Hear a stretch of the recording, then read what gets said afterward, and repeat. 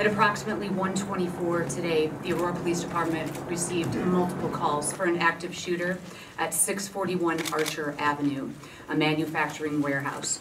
At 1:28, officers arrived and were fired upon immediately. Two of the initial 4 officers entering the building were shot. Additional officers began to arrive and were also fired upon. A total of 5 officers were struck by gunfire. The other officers on the scene located gunshot victims inside the building. At this time, we have confirmed that 5 victims are deceased. The Aurora Fire Department arrived on scene to stage with medics. A regional law enforcement response was coordinated to include rescue task force, and several teams of officers went inside to locate and engage the offender.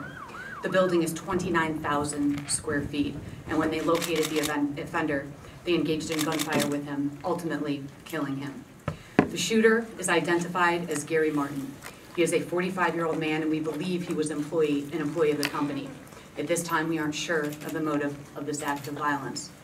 All 5 police officers were transported to local hospitals, and from there, 2 were airlifted to Chicago area trauma centers. A 6th officer is being treated for a knee injury. I want to take this opportunity to send positive energy to those officers who are being treated and to the officers and medics who showed up from all over the state to render aid. This message is for them. Thank you for your selfless act. Thank you for running towards gunfire and putting your lives in danger to protect those inside the business.